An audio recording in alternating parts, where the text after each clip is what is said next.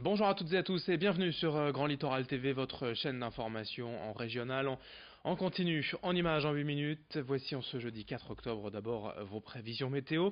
Une journée à deux temps. Ce matin, la grisaille sera d'abord au rendez-vous. On aura des nuages partout du littoral à la métropole lilloise. Heureusement, pas de pluie de prévu, un ciel bien couvert. Et puis cet après-midi, les perturbations vont se dissiper, laisser place à de belles éclaircies. Encore quelques nuages par moment, mais sans conséquence. Les températures seront en légère hausse aujourd'hui avec 17 degrés à Dunkerque, Calais et Boulogne. 19 degrés à Saint-Omer, on en reparle bien sûr avec les prévisions complètes après ce journal. Pour démarrer cette édition, une information qui semble surgir un peu de nulle part à la dernière minute. D'ici une semaine, le 12 octobre précisément, les carburants en France vont changer de nom dans les stations-service. Pourquoi et comment? Réponse en plateau avec Vincent Vieillard. Ne l'appelez plus jamais essence. À partir du 12 octobre prochain, l'Europe va harmoniser l'étiquetage de ses carburants.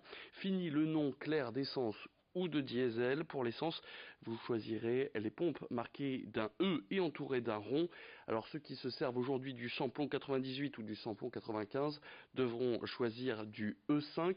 Les voitures qui consomment, elles, du samplon 95 E10, compatible donc avec les voitures fabriquées après 2000 et moins chères que les précédents, sera lui doté d'une étiquette E10. Enfin, pour les quelques véhicules roulant au super-éthanol, son nouveau nom sera le E85. Pour le diesel, ce ne sera pas aussi simple que pour l'essence, puisque c'est la lettre B qui a été choisie. B comme biodiesel. Le logo qui lui est attribué sera lui de forme carrée. Alors le diesel le plus distribué sera lui le B7, puisque composé à 7% de biocarburant.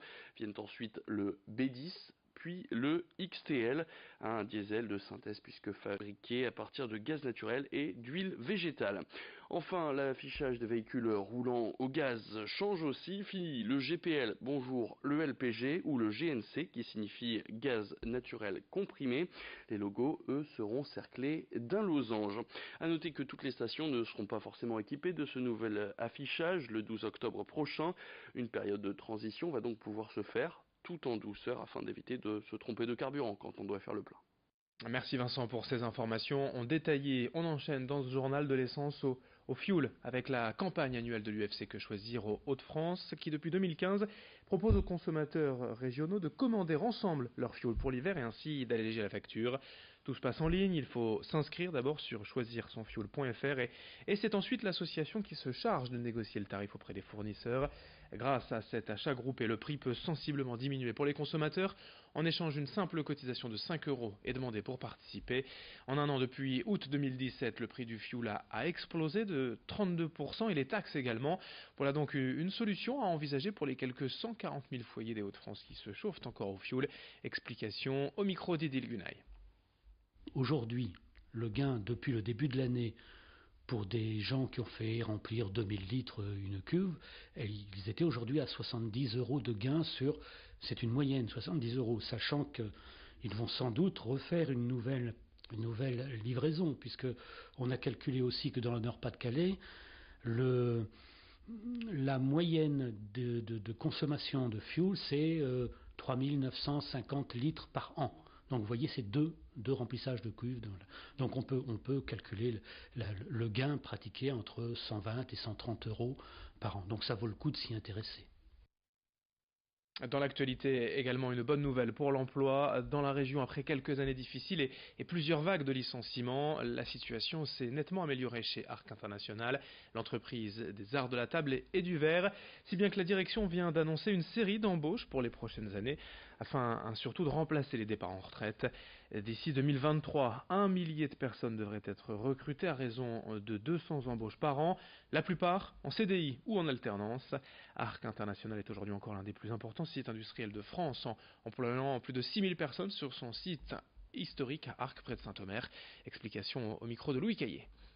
Une grosse majorité sont du territoire, on va dire, de l'Audomarois ou des environs de l'Audomarois. Après, c'est vrai qu'on recrute jusqu'à Dunkerque, Lille et on va dire Béthune-Arras. C'est un peu notre triangle de recrutement sur cette partie alternant.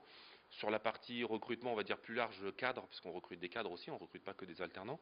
Sur la partie cadre, on va jusqu'à Lille, on va jusqu'à Paris, et on fait toute France, puisqu'on peut recruter des jeunes ingés sortis d'école de toute France, ou des gens dans le contrôle de gestion, dans les RH, dans le marketing, qui viennent de partout.